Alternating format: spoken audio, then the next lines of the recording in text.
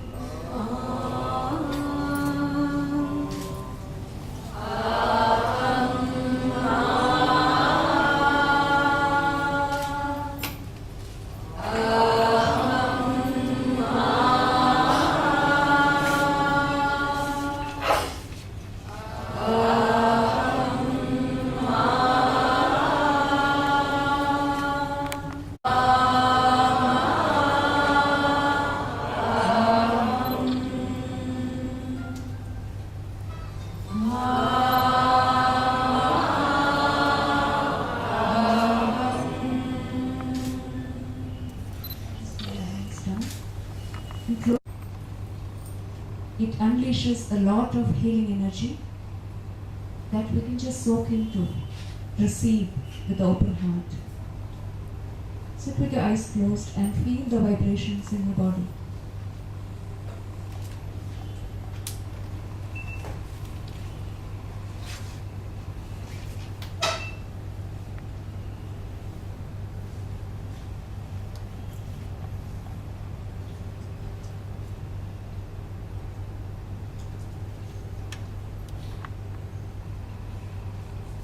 And open your eyes now.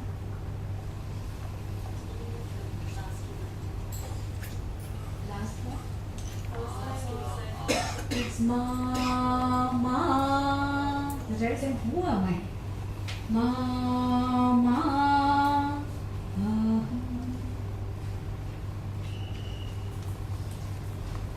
Started with saying that I have a big secret to share with all of you. And the secret is not about yoga, what techniques are there. I'm sure many people might have come with this understanding that for this condition there is a particular technique that I can use. Yes, there are so many techniques that can be used in yoga. For example, can you do Mayurasana? No. Can you do Mayurasana? It's a very difficult posture where you have to stand on your palms. It's called Mayurasana. They say Mayurasana is very good for diabetes. How many diabetic people can do Mayurasana? Especially we have the problem after 40 and then only we think about the body and we want to practice yoga. So it is ridiculous to think that this technique, if I do, somehow I push my body into that posture, it will take care. Yes, Mayurasana can help, but then how many people can do it?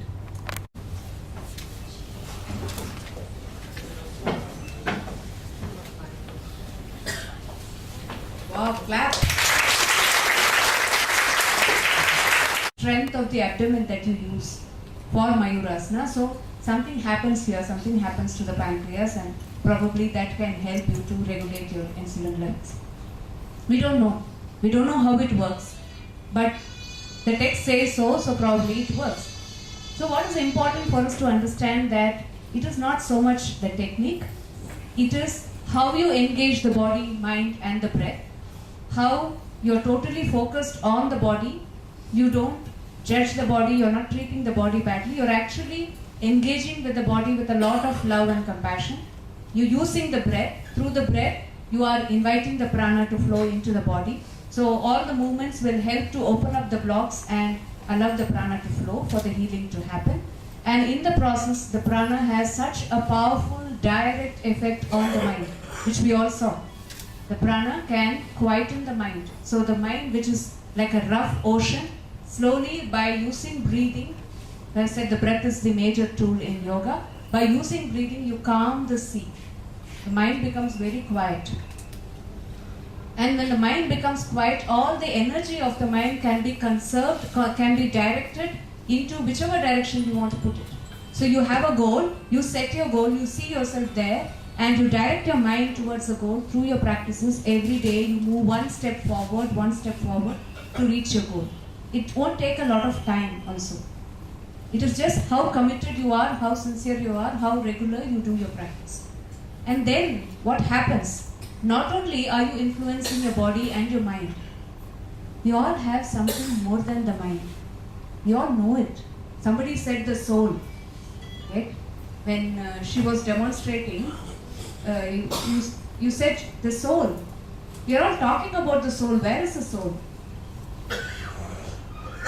Where is it? It's a mute spectator sitting inside each one of us, suffering because we are not able to take care of this mind-body-breath connection. So what happens when you unite the body, the breath and the mind? The breath, I say, is powerful because the breath is a messenger of the soul. The soul resides in the body as long as the breath is there, which means the breath is what expresses the soul's power. So when you connect the body, mind and the breath, you connect with who you really are. That's how you connect with the light inside you, with that power, with that confidence inside you. And when you connect with that strength, you are not only able to become better physically, mentally, emotionally, you are also able to help thousands and millions of people in this world. That's how our great masters were able to spread the message of yoga, were able to, they didn't go to each one person and do, they actually tried to find that connection with the soul themselves. And through their connection, so many people have benefited, and so many of us, generations of people are being benefited. Okay? And each one of us have that power. It's not only with them. Each one of us have that power, we have to find it. And probably illness is an opportunity for us to find it. Any pain, any dukkham is an opportunity for us to transform our life. And let us use it as an opportunity. And we're all there to help. I would like to thank Dr. Raghuram for this wonderful opportunity. We really enjoyed, and my team, I thank each one of the person and thank you for being here. I don't know if what we said made any meaning or was interesting, but this is what we want to offer to you. We're all women, you see, and this is how we would like to share and support your journey, because it's also our journey. And if you have any questions, we can take it now because we have some time. 24 hours, and we get them to move same day. In 2 hours, they're up and about. So it's something that the main thing is, the key thing is the shoulder stiffness. So I emphasize on the exercise component within 24 hours. So what you said, it has more meaning. I have been teaching people to do this, but if you combine, as you're saying, mind, body and breath, it makes so much of difference. Definitely makes a huge difference.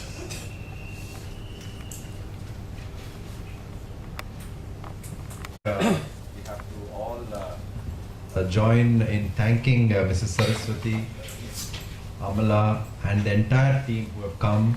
They have spared their valuable time. Actually, Mrs. Saraswati has come here specifically for this purpose, and actually she's going to be addressing our the medical fraternity here at KIMS on Tuesday morning.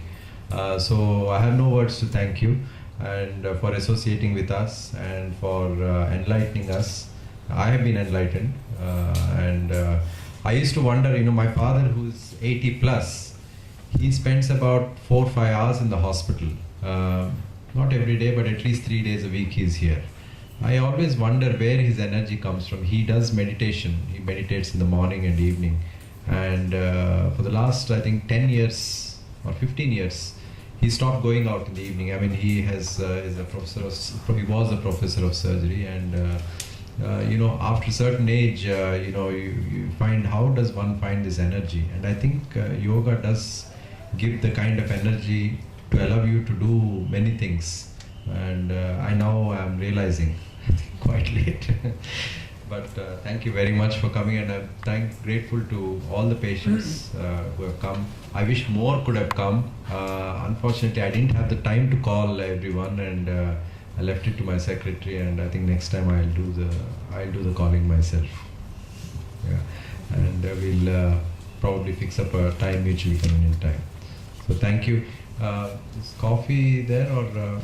What's the situation with the Hunda? Today you can have a cup of coffee.